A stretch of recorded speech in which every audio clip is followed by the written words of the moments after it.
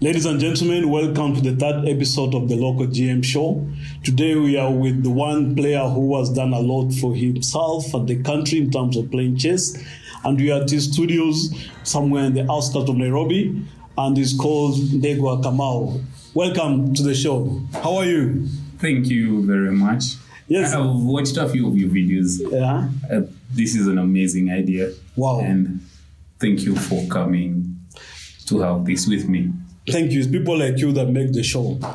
Kamau, let me call you Jackson. I'm used to Jackson, but people call you the Jackal. Why are you called the Jackal? The Jackal is a name that came about because of my style of play. Mm-hmm. I'm very attacking. I prefer to be out there, fire burning, rioting, doing everything that one is supposed to do on the board. Yes. So I believe that in chess, I'm supposed to go for the king. Mm-hmm. So from the word go, you're supposed to attack at the right time in the game. And, for me, the right time is immediately I sit opposite my opponent. Mm-hmm. Once I sit across someone, then that's exactly the right time to start attacking. So the name the Jackal came about. I think the person who coined the name the Jackal is Atwoli. Oh, Atwoli Guidance. Yes. Oh, okay. Yes. Okay, the guy with that laughter. Yeah. All right, tell me, when did you start playing chess? And for how long have you been playing this game?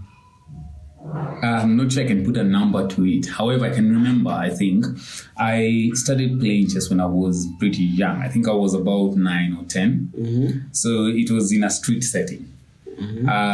I had few friends, small, young boys. And at one point, I found them playing chess. I didn't even know from a distance. So I had to come close, then peep, and then so there's something very strange going on here. Mm-hmm, mm-hmm. The way the pieces were moved, how these kids had fun. I was like, this doesn't make sense to me, but I love it. I want to know how to play this. And you know how much fun goes around when someone wins, how people make fun of you. Mm-hmm. So that is what happened at first. Yes. I was like, I've got to know this. It seemed like brainy, what people would say. So I learned, and then I played. I've been playing for, I think now I would say, over 22, 23 years thereabout, since that time that I first saw the game. And when you talk about the streets, you mean the real streets like streets? Yeah. Oh, great. Exactly. It was in town, in the middle of Nakuru town. Ah, okay. Yeah, and they were street kids. And so that is how I got to see them play. Ah, okay. And I hadn't seen chess ever before. That was your my first encounter with chess. Yes, it was very interesting. Then, within that time, you have worked yourself to be one of the forces to reckon in the country. I know you have won quite a number of tournaments. You have made the national team. You have qualified, I think, for 4 national Olympiads to represent the country, the so-called, the Olympiad in chess, the Chess Olympics. And how was it for you, that learning curve, being taught from the street and then taking it upon yourself, reigning in Nakuru, now coming to Nairobi to cause havoc until you're called the Jackal? The journey, again, it's interesting. So I learned how to play on the streets. So went back to school. Once I got into high school, then I noticed there are a few people who would play. So I was quite an amateur. Mm-hmm. I had one in the streets, but it was very, no one knew how to play exactly. We could move pieces. Mm-hmm. So I really wouldn't say I played chess then. I could move the chess pieces. All right. So I went into high school and a lot of people would play. I met these people who actually would play properly. They would net a mate. They would strategize. They knew how to play using tactics. Mm-hmm. That is how I learned. So came back home for the holidays one term, and then I noticed again outside a barber shop, there's a place that we used to call, what do we used to call it? Again? That's back in Nakuru. I can't remember, right? Yes. Mm-hmm. But it was outside a barber shop, and that is where I met one Andiwo Moses. Mm-hmm. So he was he'd been there and they knew how to play again. So I had started playing in school and I had started getting the rhythm of the game. So this time when I came home and I found these guys playing, I was like, they're all adults. I was slightly young. And I thought it would be very interesting for me to win against them. So there was already a drive. Yes. I was very interested. I wanted to prove myself. I wanted to be good. So outside the barber shop, one time I would go and just stand behind the people playing, because they would play on a bench, like on a bench, and then the board in between them. And so I would stand behind one of them and just watch. And then one time, I think, I can't remember who exactly it was, because there was a group of people. There was a lot of people, I think, at the club, what we called the club, the chess club. I think there was Moses and Diego, there was Otieno Ligai, there was some person called Gesh, there was Dagi, we used to call him Dagi or Manites. There is one of the Manites of Knights, the pieces. Yes, the Knights, the pieces. He would play, he was one of the best people I knew who would use the Knights properly in the game. He must have imitated the former 5-time world champion Vishy Anand. Yes, probably. Dagi was, we used to call him Kajama Kamanite. And he wore glasses back then, and I didn't wear glasses. And then there was there were two other people who were great at the time, and they had won tournaments. One of them passed on. His name is Kanindo. I'm sure people like Mukabi and the likes, perhaps yourself, you'd know who Kanindo was. There is Kanindo, and then there is a guy who used to call himself God. God as in G-O-D? Yes. But I hope small g. I wouldn't know. That's semantics. But I think he pronounced it with a big G. So. All right. Yeah. So the guy, I can't remember his name properly, but they were the greatest. They would play single against us. They would tell us, one of them at a time. For example, Kanindo would tell us, you guys, all of you, I want you guys to discuss the game and make your best moves. And we would do it and he would still win. I admired him and I thought, I want to get to this level. I want to be able to get this level. He was the first person I saw play blindfold. And he won. You have no idea what it was like. Blindfold, for those who don't understand, is just about not seeing the board, not having sight of the board. You can have a blind put on your eyes and then even maybe the board behind you. Then you are told which move your opponent has made and you say, make for me this move. It's very amazing to play blindfold. Now let's move forward to now you come to the city, the big city, Nairobi, and then here you are, people start saying this, let me use the word abrasive for lack of better word. You just looked for me like a rough boy that time.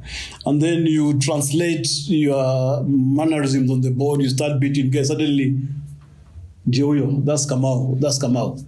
How was that transition now coming to the city where the big boys of chess are, and here you came to blend and be known as one of the big boys, yet a small boy? From where I came from my childhood and into my young adulthood, the teenage life, it was you've got to survive. And for us to survive meant you couldn't be soft. You couldn't be passive. You needed to prove yourself. You needed to be yourself, and you need to be a bit aggressive. So I think that is what happened. So my journey was like that. I think I started winning tournaments back in Nakuru when we would organize internal tournaments. And then when I would come to Nairobi, or the first tournament that came into Nakuru, the Nakuru Open, I won the tournament, but I didn't win the main event. I won the under-23, and I kept on winning the under-23 championship for quite a long time. I remember Kagambi once telling me... Larry Kagambi? Yes. The former national champion, 1991 Kenya national champion. Yeah, at one time he told me, hey, Kamau, umeshinda hii under-23 for 24 years. What? That was a nice one. You were born even before you were born. Yeah. It was his event. I think it was his event in Nairobi. Yes. And I won the under 23. Yeah. And then when he was presenting the award, he made the comment. And well, so there was that. So then I started playing tournaments in Nairobi. And the reason why I kept on winning was, again, I didn't have any other source of income. Chess was what brought me to Nairobi. All right. And I needed the money. So I had to play my best. So I'd proven myself in Nakuru. At some point in Nakuru, I was top of the club. Some people may not say it's true. Well, anyway, but you know it. The edits. So, yeah. So I'd won a few tournaments. I'd win my games. Oh, and I also have to give credit to the Sudanese that played in Nakuru Chess Club. They taught us to go for the king. We didn't, for a long period of time in my life, I didn't know much about openings. I didn't know much about proper organization on the board. I mean, orderly play, none of that. It was, we used to call it kutupa mawe. Yes, throwing stones, kutupa mawe. Kutupa mawe. Yeah. Throw them. Whatever it hits, it hits. So sometimes you'd find me going out into an attack with just 2 pieces. Now we know, under chess guidelines and rules, is that for an attack to perhaps be fruitful, then you need at least 3 pieces. Maybe working together, coordinating. And that came quite late into my life. I think past my prime in chess. Yeah. Now, before that, even before I forget, now again, I'd asked this and maybe we inadvertently forgot to address it. This myth, because now you came into the city, you became good and you started making the teams that needed to represent the country. Then sometimes people don't travel. When Kamau was qualified, what do you have to, is it a jinx? So what do you have to say about that? This is a serious issue. It has disturbed many people. I don't know. I don't know what to say much about that. However, that's too much credit. That's just too much credit. I don't believe I possess such powers. Yes. It's not that it's through my qualifications. It's not that something happens because I qualify that we don't travel. It just happens. It's very coincidental. Okay, that we don't get to travel every time I qualify. But the first time I qualified, which was in 2014. Yeah. Was it the Tromsø? Yes, the Tromsø Olympiad. So we went. It was very smooth. No, it wasn't smooth. I'm told there's a game. I think you caused some. I don't know what happened. Was it in Tromsø where you shouted in the hall or something against the rules of chess? I don't know if your opponent offered you a draw. I'm not very clear about the story. Maybe you are here to tell us what happened in Tromsø. Well, clearly seems there are many versions to this story. So there were 2 incidences that happened in Tromsø. Yeah. One was I was supposed to win a game and get the title of the FM title. I was almost meeting the threshold. So this one time, I was winning the game on the board. Then something happened on the board. I left my queen hanging. Now you can imagine, I really wanted this title, and I don't even have it up to date. Yeah. I wanted the title badly. And then I think I was supposed to win a piece, if I remember correctly, the game. It was a bishop. It was a light-colored bishop that I was supposed to win for free. Yeah. But I was supposed to trade queens first. Yes. But in a span of a split second, you forgot to trade the queen. I went for the bishop first instead of trading the queen. So my queen was left hanging. Yes. So what happened is I walked away from the game. I was very upset, especially with myself. Yes. I was upset with the board. I didn't like my opponent that much at that particular point. So I walked away from the game and I left the game going on. So I walked away and walked around the hall, went and watched Magnus playing. I watched all these big names because, once your game is done, you're supposed to leave the hall. Yes. So I thought I'm not going to leave the hall. So I just kept on walking around. And when I went back, into our quarters where we were staying. It was a campsite. Yeah. So the incident has happened in the playing hall where I walked away, and the team manager, the team captain then was Colin Siang. Yes. So he had to sign my recording sheet. Because you had walked away. Because I had walked away, so I lost on time. Yeah. My opponent seemed to be very impatient. A lot of people say it's very unsportsmanship. Of course it is. I would say that. I mean, leaving your opponent there waiting and you've gone away. But I understand your frustration. Okay, proceed. Well, everyone sees it differently. I don't think I see it as such. Yeah. Maybe it's unprofessional a bit. Yeah. But I was also, I'm gonna pin it on age and youth. Okay. You know, it's something about it. So I walked away. So when we went back to where we were staying, so Colin Siang confronted me. His approach was terrible to start with. So he came to me I am not even sure how to describe this. However, he came with a false sense of authority. I'm gonna put it like that. So he came to command an explanation from me. And I think also at the point I was still angry that I lost the game. I was still angry with myself. Yeah. And then this person comes to me with an authority which I don't know who bestowed it on him. Okay. But then he came. Yeah. So my response to him was, dude, I'm here on merit. I'm here on merit. You're here on a favor done to you by the office. I'm not answerable to you. Where he got heated. I would, of course, that was a subordination to the power. No, it wasn't. He was your team manager by that time. By a favor done to him, he didn't qualify to be. There wasn't any open. He was appointed by the Fed. Okay, let's not get into the politics of that. But then thereafter, you caused some. So there was a lot of heated. We almost fought. So we had to be separated. So I think that is what happened, and that we shouted at each other over there. And we used very mean words. Will there be kids watching? No, it's all right. Let's not go there. I want to ask you, because I'd asked you, I usually listen to you, and even right now, some choice of words that you have used here, very impressive. I'd put this beyond you. Sometime back when we met you, sometime in 2014. What informs your knowledge? I mean, you're a pulse in terms of words, in terms of writing. How do you get this knowledge? Well, first I'm going to demystify the social profiling thing, where you look at a person and then you classify in a certain way. And I'm guilty. Sorry, I apologize. And I've told you this before. It happens. It just not you. And it just doesn't happen to me. It happens. The people who look at you and they think this person is like this, without getting to know the details, without seeking to know the details. So I've had a lot of that. Social profiling, the way perhaps I keep my hair, the way I interact with people. My social skills are way below the table. They're like, but I'm just poor at my social skills. I don't mince my words.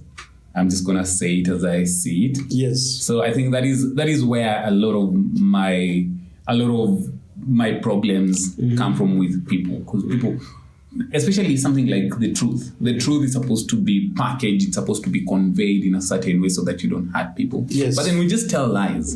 So I don't understand why lies should flow freely and not the truth. We need to accept the truth. We need to get to a place where let the truth be told as it is. Yes. So that is one of my biggest, it's not a weakness per se. So before we go to it, so the break, yeah? My choice of words, okay, and how I write and how I speak, I can't attribute it to any particular thing. It's me. I think it's a practice of the language. I read quite a bit. Much of that. I love writing. Hold that thought. Be right back, because I know you also contribute to some library every month. We'll be right back after this break to hear more about the Jackal. Thank you. Stay put.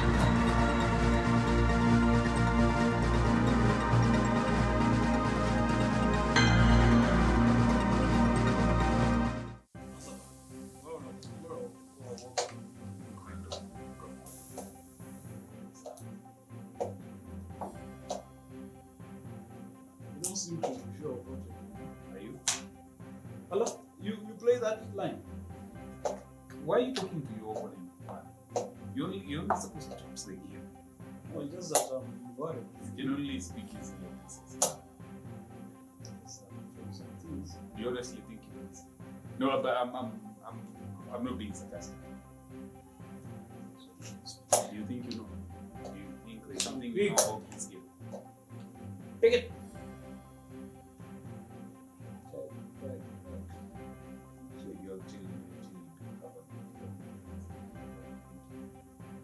You know, I'm thinking of which line to play. Yeah? You could, I know. You could play hanging lines. Yeah, You could play. What else could you play?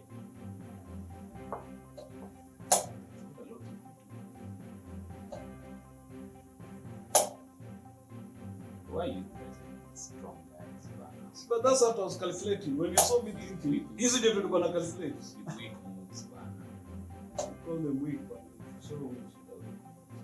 so I really do not. I really I know. How are you taking back the visual, man? I thought you actually had a plan. Why are you helping me go? I want to go. I thought you had a plan. I don't understand. I really do not understand.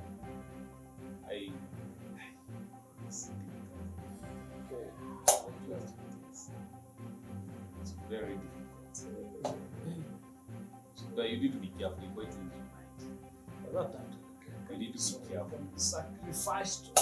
Can be sacrificed. You need to be a little bit careful. You just might lose the night. You need. But this thing you would have gained, you think it's just that you see a knight, you attack a piece.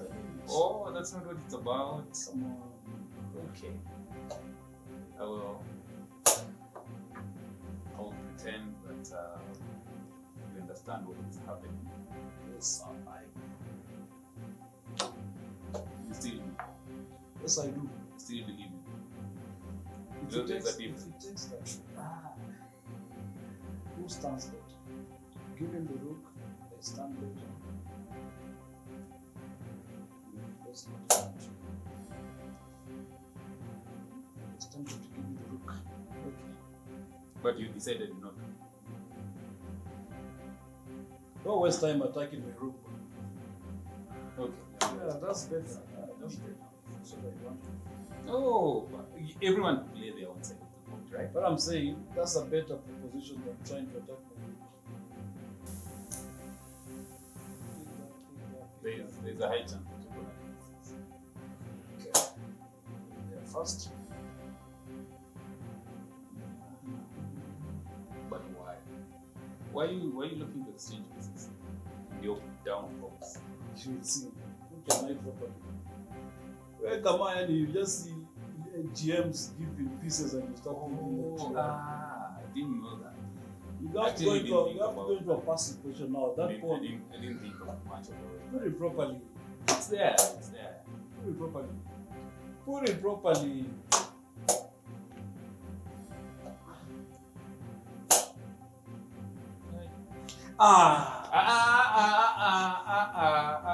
Please.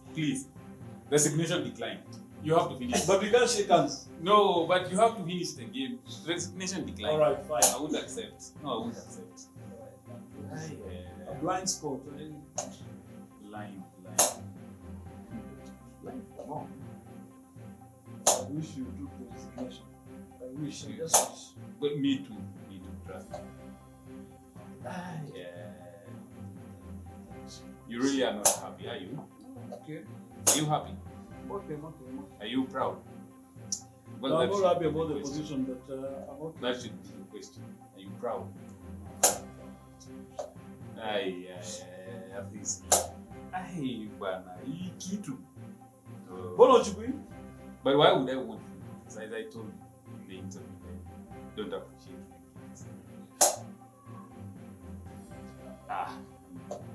We can see. You'll see that. But why are you trying for small things? Small, you don't know the thing. I'm teaching you the thing. Hey, don't play with the thing. I know. No, that is a cake one.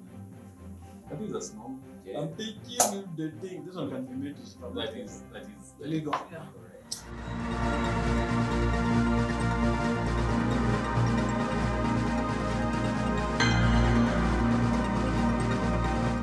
We are back with the Jacko, and we left it when he was telling us about what he does with this reading culture, and also he'll tell us about his corporate social conscience, what he does in terms of supporting those he wants to give books to. Jacko, can you pick it up from there? So I was explaining how we get books. So we're a group of people, we're about 10, and we buy books to read ourselves. And our belief is that the world can only be changed by books. Movies don't change the world. Nothing much changes the world except for books. You store knowledge in books and then you can pass it on. Word of mouth can change. You know how message, you lose context in translation and all of that. But then when it's kept in books, so we buy books and then read them and then donate them. There's a library in Mathare. We're thinking of one in Mathare, the slum. Mathare, yes. There's a place where we take these books and we encourage the kids to read. Sometimes we go there and read with them. Great. We're even teaching them. I'm even teaching them chess. Oh, At some fantastic. point, yeah. So that's what it's about mostly. All right, I've got someone who wanted to say something about you. Let me see if we find him. Joseph Metu. You know Joseph Metu? He's my teammate. Oh, he's your teammate at He's my KBC, KCB. Yeah, KCB. What do you think about Metu? He was on show last time and about his games and stuff like that. He's the reigning national blitz champion, I think. I'm thinking. Let's hear what he has. Just say fast as he comes. As Maybe he comes on. we don't know. So he's there was a point I think I was thinking we award him position 1 in all the blitz tournaments and then we can go on playing for the other positions. He is Hey, Metu. Hey, Champes, how are you? You are live on air. We are here with the Jacko Jackson Kamau, your teammate. Yes, my teammate, yeah. Yeah, I was saying that you should be awarded everything in Blitz from position 1 and the rest fight for position 2 because you have been just in a dominant force. What do you think about Jackson Kamau? He's a good friend, top player, of course. He has qualified for Olympia so many times. And he's basically just all-rounded, yeah. Yeah, he's very strong, yeah. Okay. Is his future bright, or what do you think about him? Does he need to put more in chess, or because he's also ventured into business? What do you think about his future in chess? I think he's the kind of player who puts no effort and then they still perform. So I don't think he actually put any effort in chess. He just comes there, then he wins events. So more of the natural kind of talented player. So does it? But his end game, I think, is almost like the best in Kenya. So his end game is. Actually, I will ask him. I want to ask him something. Huh? Yeah, just ask him. Is he listening? Is he? Oh, he's listening. Yeah, I'm listening. Oh, I can hear him. That plus score against me, I want to remove it. I don't like it. I don't sleep at night. I don't sleep at night because of it. He's listening. Yeah. Kwanza, that is the first thing. What else? Sorry, I didn't get that. You say the plus score you have against him. He doesn't sleep. It gives him nightmares. The chest pain. So he's very strong, and okay, I'll get to it. You'll get to it. Okay. The second thing I will ask. Why have we gone to Olympiad after we qualified together twice? Okay, Joseph Metu, it's interesting you ask that because you have talked about it, so you'll get to see the interview and he'll answer that question. But again, I'll encourage him to send him. Yeah, Eli's answered it, and again, I'll encourage him to send you a personal message as he accepts the challenge. Oh, I'll do that. Thank you very much for being on air. Thank you. So you see that thing about you qualifying. Anyway, that challenge, are you up to it? He wants to challenge you because you have a plus against him? But yes, it would be interesting. I think you had started doing that. We had started arranging matches, and I think it was a great idea because then it gives us a platform to showcase what we are about. Yes, it gives us enough time to prepare and organize ourselves, get to play properly. I think I'm open. It would be interesting. We shall organize for a classical match, you and Meto. Now, tell us, you are talking about what are you talking about? About your playing chess, and I want to talk about your KCB teammates. Yeah. How have they been of influence to you in terms of improving your game? Knowing very well, one of your teammates, there's a time I think in 2014, I remember Strasbourg University, Philip Singer, you are playing against when you lost a game, you're not very happy, and he said, you expected to win against a stronger player than you. How has been your relationship as a team, such that you have gelled so much and you've become a dominant force in this country in terms of chess? There's a lot of talent in KCB. It's I think one of the best teams in the country and perhaps even the region. Within the club itself, we have people who've put in their individual effort. So everyone works on their own and then also work together as a team. Addressing that single loss perhaps, he's the weakest amongst the strongest. Okay. The KCB Brigade. He's one of our seniors. Singe is very instructive in his analysis, in his play as well. He's been the best endgame player around for a very long period of time. Yeah. And I watched some of his endgames, and then I thought I'm going to challenge him. So in the two endgames that he's lost to me, the Rook endgames, he's called the Rook Master. Yes. But he's lost twice. Because I also went and dug up material, trained a bit, and I've put it into practice on the game. I think I've employed what I've learned, and it has worked. But now, as a team KCB, if you look at every individual player, they are very strong at something. And we don't shy away from, we're not competing amongst ourselves. We try to strengthen each other. Nguku has been doing his openings lately. I've played him, I think I played much sometime during this Corona period at his place. And I lost a couple of them. He outplayed me in the opening. So he's very good with his opening. He's a positional player. His end game is almost there. Almost. Yeah. Magana is an all-rounder. On a good day, it's hard to crack him.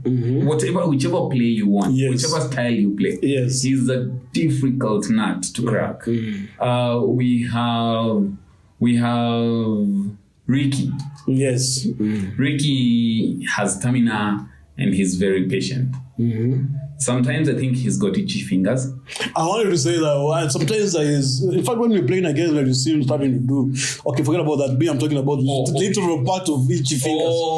When you see him doing like this, it betrays him because he doesn't have very good plans for you. I've learned about that. There's a bit of that. And then there are times when I think they move away from his lips and they move pieces before he processes it. Okay. So he's lost a few games. He even lost against me where he played way too quick. He's instinctive as a player, but sometimes it betrays him because he needs to process and internalize the position and then pick the best move at that particular time. And sometimes he just plays. He gets excited. Yes. And he's moved. So do I. I've lost games because of that. Miscalculations or getting the sequence wrong. But he's an older. Ricky can sit for 6-7 hours. He's going to sit with you. And he's going to keep making moves. So he's like Magnus Carlsen. He's like Magnus. He's very talented. Okay, if I let you talk about the old KCB team, we might not finish because they're amazing players. I too have played for KCB. If you didn't know that, by the way. I know. Yeah, so that tells you what kind of player I am. Yeah. Well, thank you. Quickly, about the juniors. There's some juniors you have been training and bringing up and mentoring in the game of chess. I know, what do you want to talk to us about the junior scene in this country of ours? Do they have a future? I believe they do. We might not be able in any time soon be able to compete on the world arena because they're juggling between school. Chess is not a career for them. Yeah. It's, I don't want to say it's a pastime, but it's a side thing for mental exercise, for the mental strength and such kind. However, we've had a lot of talents. Yes. For the kids I think I've coached and some that I still coach up to today, they're very strong, they are very good. However, we have to admit to ourselves that there's only so much we can do and only so far can we take them. Because we can only give them the knowledge that we have. Yeah. But we do not invest much time in our play and our trainings. So we can't pass, that is what we pass on to them. We can't pass anything better than that. Will I So say they you can't play- pass on mediocrity or something? That's what you're trying to say? no, I Because think- you have not really worked hard on our chess as a lot, honestly. But we have to look, we have, it needs to make economical sense to us, man. I'm not going to play chess and then go sleep hungry. It's a leisure for most of us. Yeah. We love it. We would want to be better. I want to, if I could, then I'd just play chess for life. But then I wouldn't be able, I have utilities. I have things to do Correct. that require Correct. money. Okay. So we can't do that. So for these kids, they're going to school, there's so much they're doing, and maybe they get an hour or two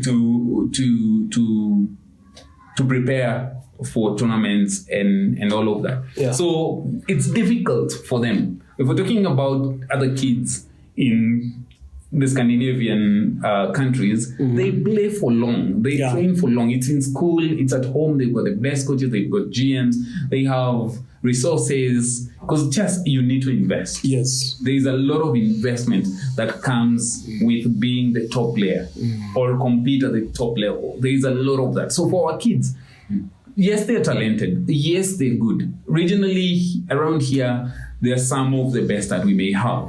However, it just ends there. And most of them do not even pursue it past a certain age. Correct. Most of them past 15 do not come back into the game.